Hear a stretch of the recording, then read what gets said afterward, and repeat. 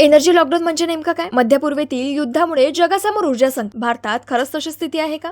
मध्यपूर्वेतील वाढत्या युद्धजनक परिस्थितीमुळे जगभर ऊर्जा संकटाची चर्चा पुन्हा एकदा जोर धरू लागली आहे. खनिज तेल, नैसर्गिक वायू आणि वीज पुरवठ्यावर त्याचे गंभीर परिणाम दिसू लागल्याने अनेक देशांनी आपत्कालीन उपाययोजना सुरू केली आहे. काही देशांनी इंधन बचतीसाठी 4 दिवसांचा आठवडा जाहीर केला आहे. तर आग्नेय आशियातील फिलिप्स सारख्या देशाने थेट राष्ट्रीय ऊर्जा आणीबाणी जाहीर केली आहे. या पार्श्वभूमीवर भारतातही एनर्जी लॉकडाऊन लागू होणार का, असा प्रश्न अनेकांच्या मनात निर्माण झाला असून सोशल मीडियावर या संदर्भात विविध चर्चा रंगणात दिसत आहे. मध्यपूर्वेतील संघर्षामुळे जगातील तेल आणि गॅस पुरवठा साखळीवर मोठा परिणाम झाला आहे. या भागातील अस्थिरतेमुळे आंतरराष्ट्रीय बाजारात खनिज तेलाच्या किमती वाढू लागल्या आहेत. विशेषतः होर्मुझ समुद्रधुनी हा जगातील तेल वाहतुकीसाठी अत्यंत महत्त्वाचा मार्ग मानला जातो. जगातील सुमारे 20% तेल वाहतूक या मार्गाने होत असल्यामुळे या भागातील कोणतीही अस्थिरता जगभरातील ऊर्जा पुरवठ्यावर परिणाम करते. परिणामी अनेक देशांना इंधन, गॅस आणि विजेच्या उपलब्धतेबाबत तातडीने निर्णय घ्यावे लागत आहे. या संकटाच्या पार्श्वभूमीवर आग्नेय आशियातील फिलिप्सने राष्ट्रीय ऊर्जा आणीबाणी जाहीर केली आहे. कोविड-19 नंतर प्रथमच अशा प्रकारची आणीबाणी जाहीर करण्यात आल्याने या परिस्थितीचे गांभीर्य स्पष्ट होते. काही देशांनी सरकारी कार्यालयाने कामकाज कमी करण्याचा, इंधन वापरावर नियंत्रण आणण्याचा आणि आठवड्याचे कामकाजाचे दिवस कमी करण्याचा मार्ग स्वीकारला आहे. या सर्व घडामोडीमुळे एनर्जी लॉकडाऊन ही सध्या पुन्हा चर्चेत आली आहे. एनर्जी लॉकडाऊन हा अधिकृत शासकीय शब्द नसला तरी सर्वसामान्य भाषेत तो अशा परिस्थितीसाठी वापरला जातो जेव्हा एखाद्या देशात ऊर्जा पुरवठ्याचं गंभीर संकट निर्माण होतं. म्हणजेच पेट्रोल, डिझेल, एलपीजी, नैसर्गिक वायू किंवा वीज यांचा पुरवठा मोठ्या प्रमाणावर विस्कळीत होतो. त्यांचे दर झपाट्याने वाढतात. उद्योग आणि वाहतूक व्यवस्थेवर ताण येतो आणि दैनंदिन जीवनावर थेट परिणाम होतो. अशा वेळी देशाला ऊर्जा वापरावर निर्बंध आणावे लागू शकतात. काही वेळा सरकारी कार्यालय, उद्योग, वाहतूक सेवा आणि व्यापारी कामकाजावरही त्यांचा परिणाम होऊ शकतो. साधारणपणे 2 देशांमध्ये युद्ध, समुद्रमार्गावरील तणाव, तेल उत्पादक देशांकडून पुरवठ्यात कपात, जागतिक बाजारातील अचानक दरवाढ किंवा पुरवठा साखळीतील अडथळे यामुळे अशा प्रकारची परिस्थिती निर्माण होते. ऊर्जा पुरवठा बिघडला की त्यांचा थेट परिणाम सर्वसामान्यांच्या जीवनावर होतो. पेट्रोल, डिझेल महाग झालं की वाहतूक खर्च वाढतो. त्यांचा परिणाम अन्नधान्य, भाजीपाला, किराणा आणि इतर आवश्यक वस्तूंच्या किमतीवर होतो. गॅस सिलेंडरची टंचाई निर्माण झाली तर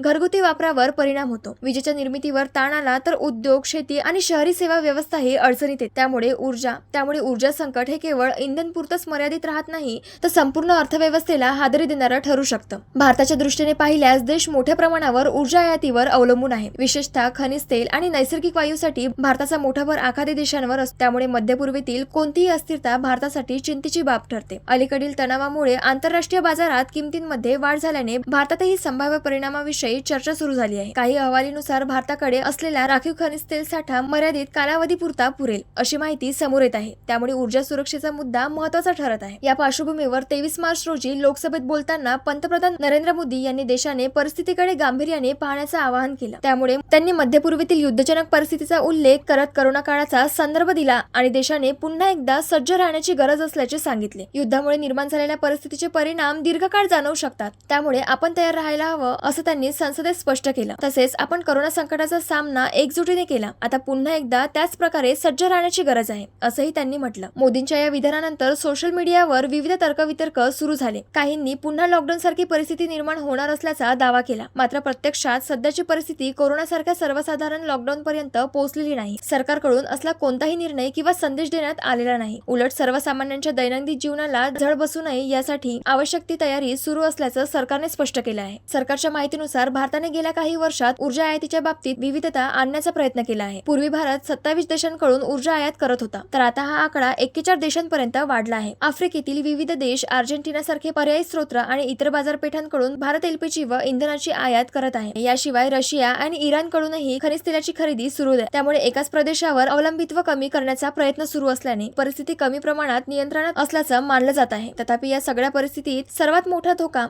धोका हा प्रत्यक्ष टंचाईपेक्षा अफवा आणि भीतीमुळे निर्माण होणाऱ्या कृत्रिम संकटाचा मानला जात आहे.